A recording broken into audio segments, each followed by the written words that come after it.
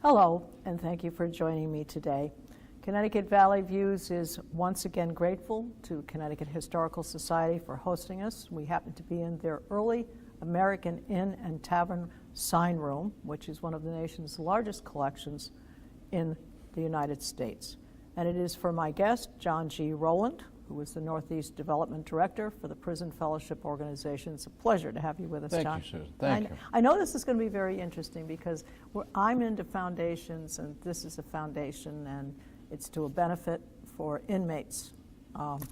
And so it's in Lansdowne. It was based in Lansdowne, right? I understand, Virginia, and it's a faith-based group. Tell us, give us some well, background. it's funny. We're making the joke earlier that anybody over 50 will have some memory of Chuck Colson, who started Prison Fellowship 40 years ago, and they'll remember Watergate, and you know, and he was the fall guy for Watergate. So, long story short, when he got out of prison, he was only there for 7 months. He said, "I'm not going to leave these guys behind."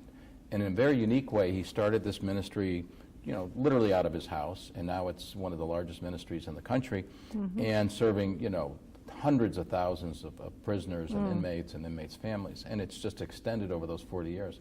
So when I tell people, you know, prison fellowship, and if they're under 50, you know, I have to, somehow I have to, they won't know Chuck Colson, they may not remember Watergate, but then I'll say, have you ever heard of Angel Tree? Yeah. Like, oh yeah, we have that at our church. Okay. And that's one of the main programs from Now I know this started in 1976.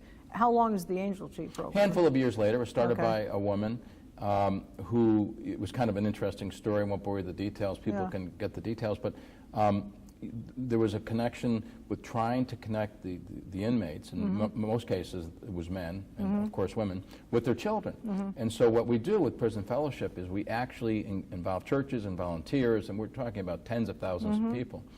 And we actually contact the inmate and say, hey, listen, we'd like to give gifts to your children, because you have to get their permission. Sure. And so we try to... Is this just specifically at Christmas time, or is this a year-round? Specifically at Christmas time, although we have an Angel Tree Camp, which is another very, very cool program. All right. Where, you know, you mentioned Paul Newman. Yes. Those type, you know, so you get into Christian camps. Yes. And we will sponsor kids that are inmates' children, and it's called Angel Tree Camp. We do, you know, again, tens of thousands there.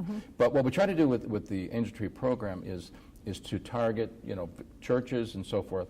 We will then get the gifts. We'll hopefully have the families come to the particular church. They present the gifts to the children. These are from your mom or your dad. Sure. Many cases it doesn't work out quite that way, so maybe they get dropped off at the house. Sure. But there's a connection made, and there's dozens and dozens and dozens of beautiful stories of people that felt connected, and so it's you know, it's faith-based ministry. We've got, you know, we're all in all 50 states, international. There's some other programs that go on, but it's focused on rehabilitating the inmate. My favorite program is called Celebrate Recovery. Okay. And it's like it's just like an AA program. Does everybody participate, or you just allow whatever inmates want to participate? Good question. There's all kinds of levels of participation. Okay. We have some cases where our staff has volunteer groups, generally from churches, that will go into prisons and maybe just do Bible study on Tuesday afternoons or Wednesday nights. We have other, what we call them Tier 2 programs, where we go in there. The inmates actually sign up for the program. Our staff people stay right in the prison, and they run the Celebrate Recovery, life skills, financial peace, you know, trying to get spiritual transformation, because, you know, and having spent some time incarcerated, I can tell you, these guys do not have a lot of hope. Right. And they don't have a lot of opportunity when they get home. Depression sets in. Oh, it's huge. And so going through rehabilitation, going through spiritual transformation, you know, some of the financial peace programs. And then the third program is very unique, where we actually may segregate the inmates in a particular area, and they get programming, you know, 5 days a week, and staff and so forth. So, you know, it's idle time for a lot of these men and women. And this is a life changers. It's life changing, and it's had a huge impact.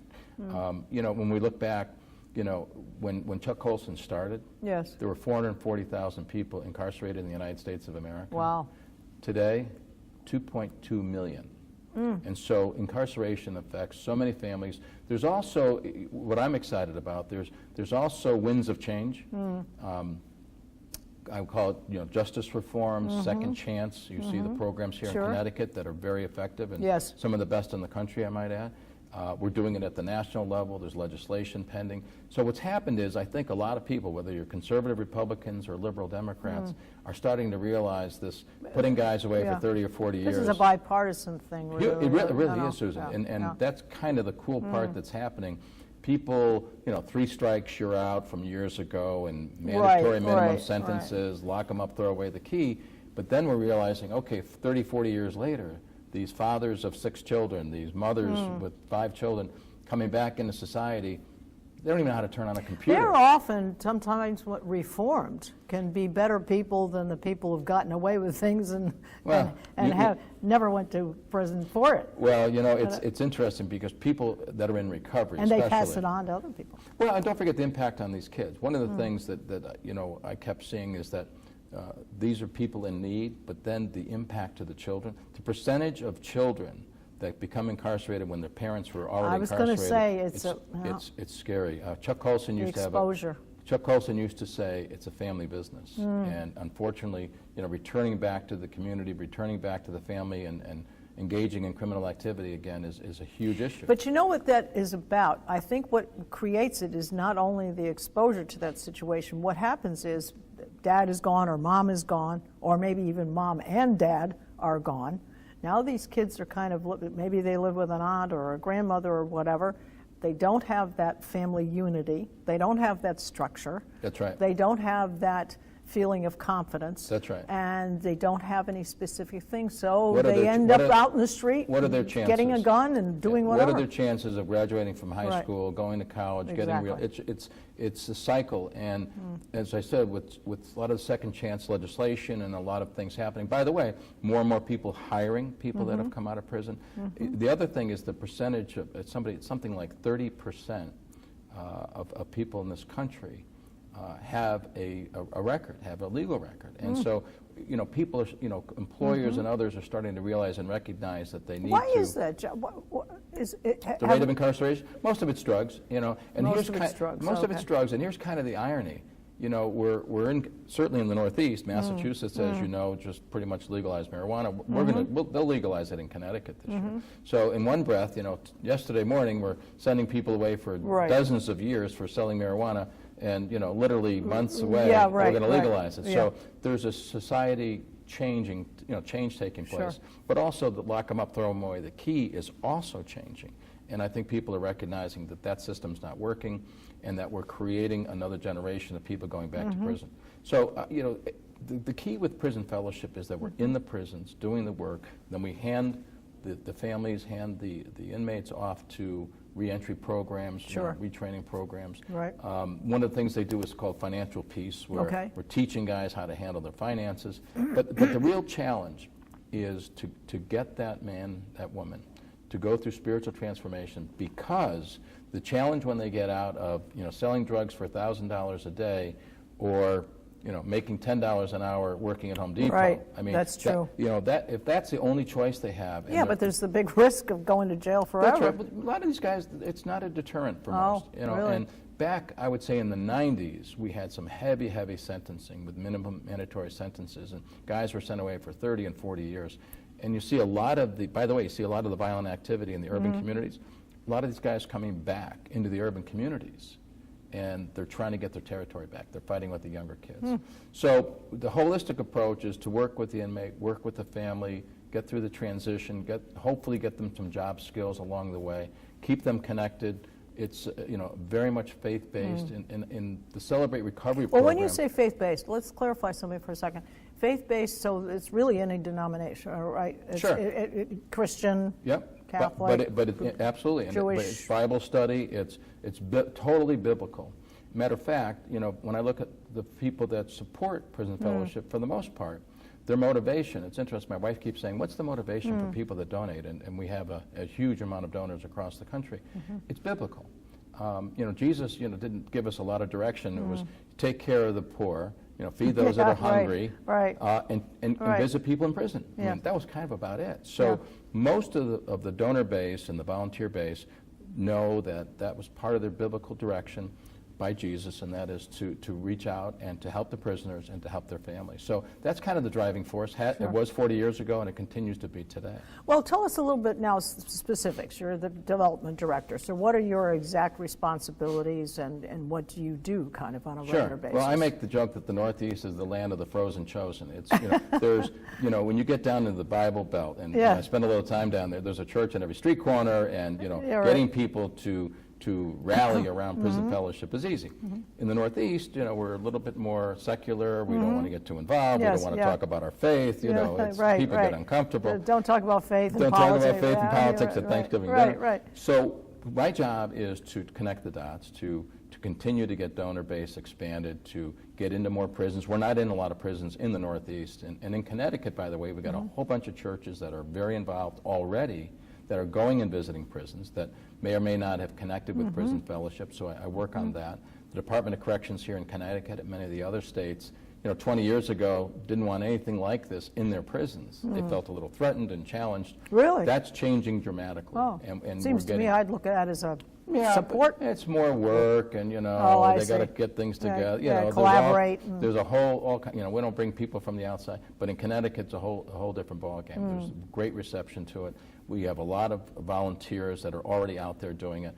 So I'm spending a lot of time in New York, Boston, and Connecticut, and trying to connect the volunteer groups, the church groups, helping. We mentioned Angel Tree. This is the Angel Tree season right now. It's a great time of the year. Great time of the year, and we have, We're going to give the website where people can go. Good. We have tens of thousands of children that we have, ready to go in Connecticut and across the state, but we don't, across the country, but we don't have the necessary funding. There are probably children who have not been able to reach. I'm sure there must be many thousands. And when this is the opportunity to make those connections, and this is preventative medicine. It's preventative medicine, and then the Angel Tree camps are really exciting because these children. Do we have one located in Connecticut? So we can pick any Christian camp around the area. There's a whole bunch of them, especially up in the northwestern part of the state.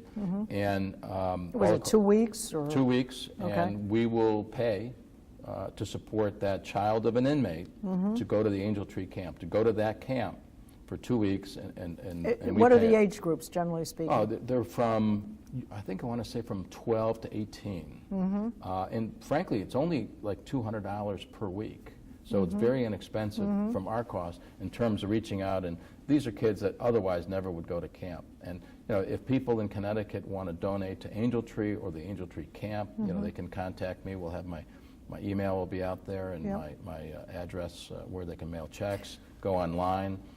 It's the people that are probably the most in need in our country. And one of the things that I might say the veterans too. And the veterans too, absolutely. First responders. And my son served in Iraq, and he's. Thank you for his service. Oh, I do all the time, and and he tells me a lot of stories about all these guys that have come back. But for those inmates, they don't have a lot of hope. No.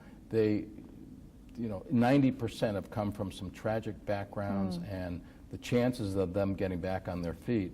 And so that's why this program's working. And again, with the winds of change and judicial reform, I think everybody's starting to look at this whole incarceration thing a little differently.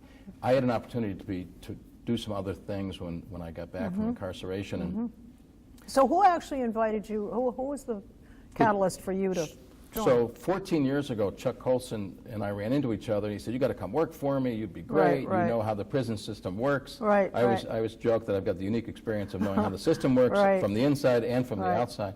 And I told him at that time, "Well, I appreciate it, but I did some other ministry work, but then I ended up doing the radio and so forth."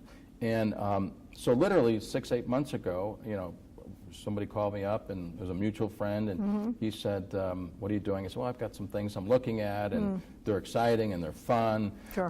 He said, "Well, would you be interested in helping us out in the Northeast?" And I said, "Well, you know what, that might work." So it came around, and I decided that's what I need to do with the rest of my life.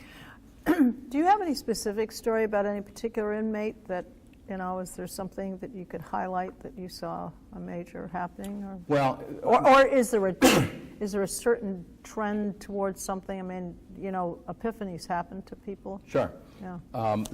There's dozens of them every day. I took the job back in May or June, and I'll never forget, my daughter was very encouraging of it, and we had an event down at Rikers, down in New York City at the Harvard Club. Okay. And we're involved in Rikers Island, which is a really tough prison. I'm sure it is. It's a tough place. And so we had this event with like 50 business guys, and we invited a recent graduate of our program. We actually have graduations in the prisons. We call them academies for these inmates. And so here I was, I had just taken the job, had only been on 3 or 4 weeks. And I'm at the Harvard Club, and up this inmate who'd been out for 3 weeks from Rikers Island.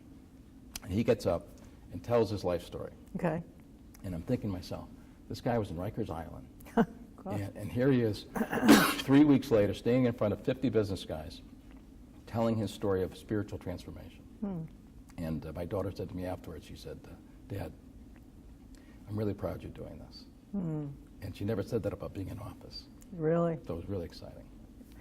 I think when you can make an impression on your own children from what you do, and we all have life choices at some point, and when you see that you have done something that benefits your family as well, that is what makes you the most proud.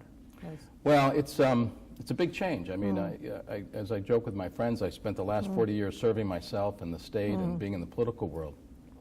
You know, maybe now it's time to take whatever skills those are, sure, whatever talents God has given me, and using those to help those in need. And I think about the hundreds. There's a great reward to it, and until you've done it, you don't realize how great it is. And you know, there's hundreds of thousands of people that are being impacted. I spend a little bit of time talking to people whose loved ones are about to go away, which is a huge experience. And incarceration and the whole drug issue and the opiate crisis. You know, we lost a loved one. We lost a child to opiates years ago. I'm sorry to hear that. So we're sensitive to how that's driving a lot of our problems in our communities. Yes. And if you can at least, you know, it's a retail business. If you can help one person and one family, you know, slowly but surely things are going to start to turn around. But the truth is, you can't rely on the government to do it. And I think that's kind of why prison fellowship is so effective. Well, it needs person to person. It needs personal relationships, and that's right. You know, you can't do this by email.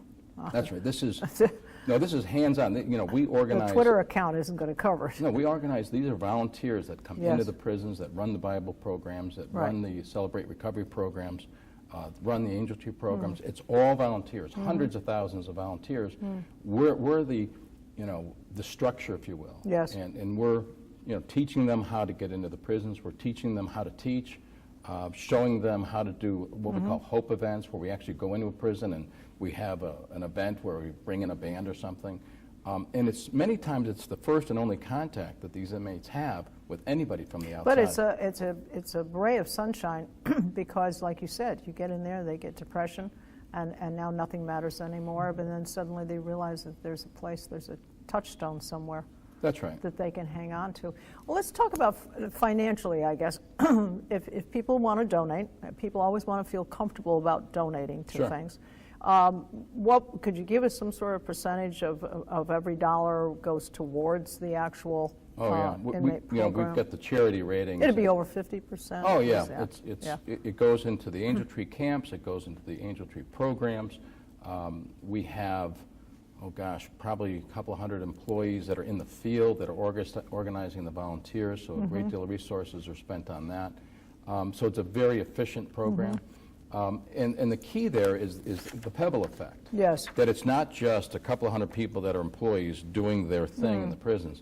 It's incorporating the hundreds of thousands of volunteers and churches across the country. So that's why it has a huge impact. And if you think about it, it's a very unique, focused ministry. Yes. It's not like we're not curing cancer. Right. We're not taking care of this particular illness or disease. It's focused primarily on that inmate.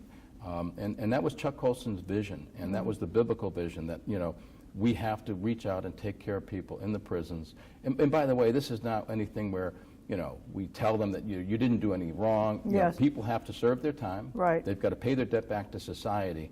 But we're going to help you get back into society and the recidivism rate has been reduced dramatically. That's very important because, as you said, if there's no help and no hope, right, they just fall right back into right. the same old thing. That's and right. Because they don't know anything else. That's right. That's exactly. I call it Prince Spaghetti Day. Yeah. If Wednesday is Prince Spaghetti Right. Day in your house, you think everybody has Prince Right. Spaghetti on Wednesdays. Right. So that's why you have to change the whole culture. You have to change the whole thinking, and it takes time. When we have these programs in the prison, Sure. they're for a year. Yeah. This is not any stop by once in a while. They're very involved, and there's curriculum.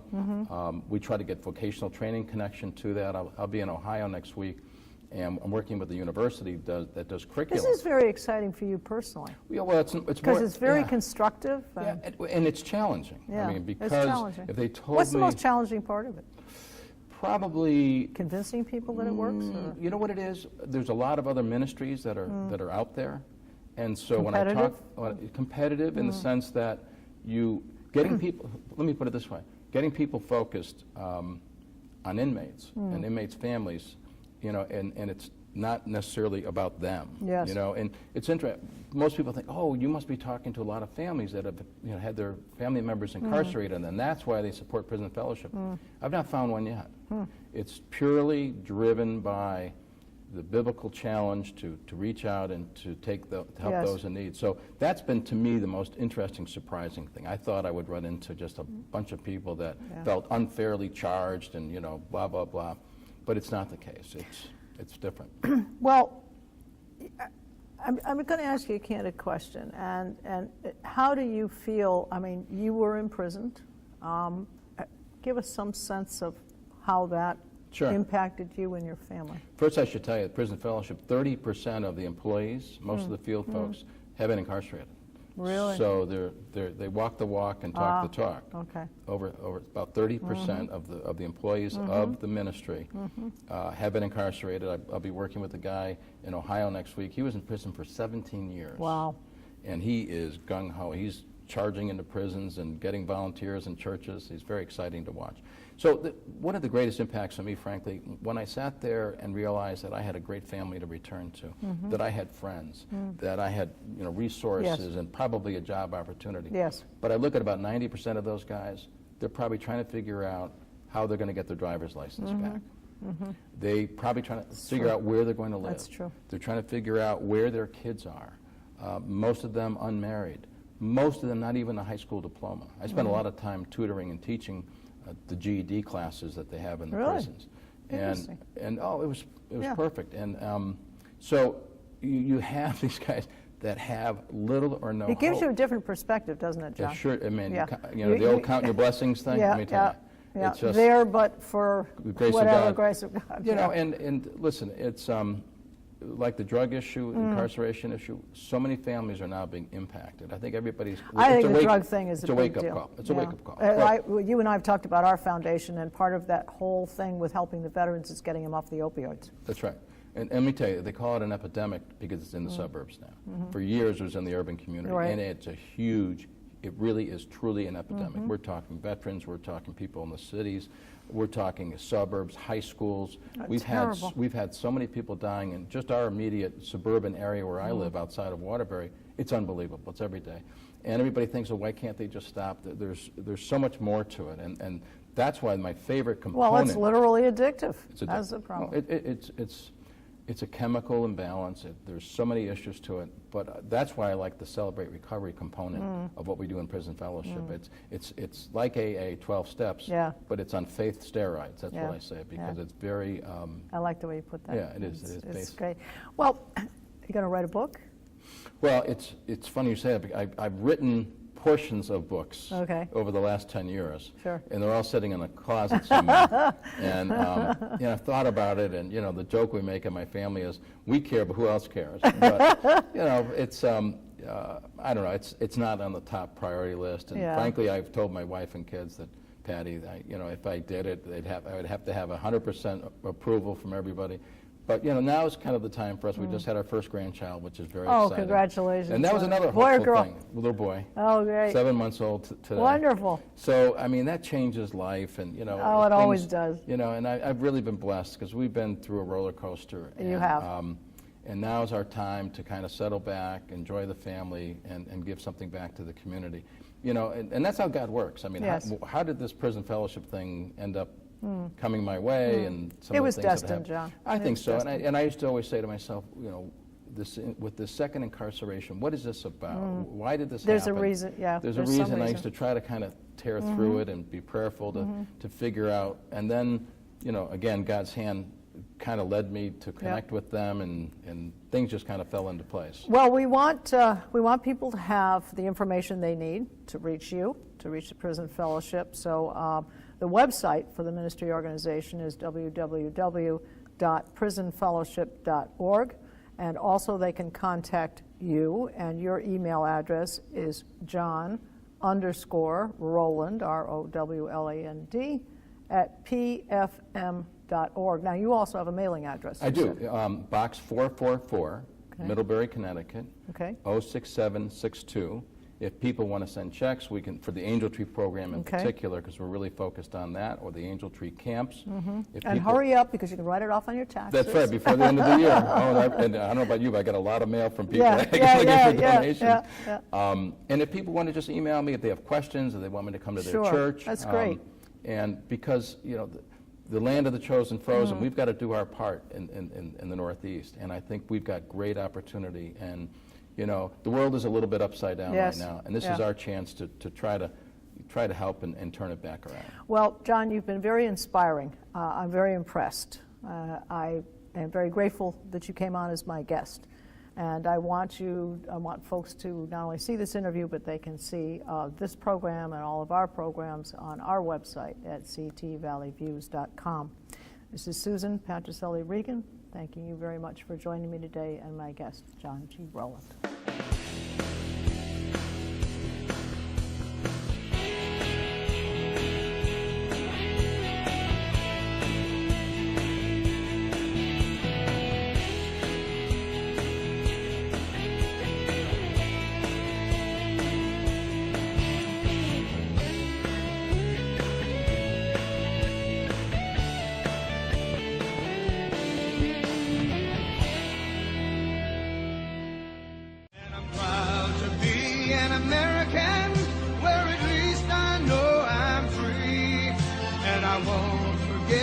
The men who died, who gave that right to me, and I gladly stand up next to you and defend her still today.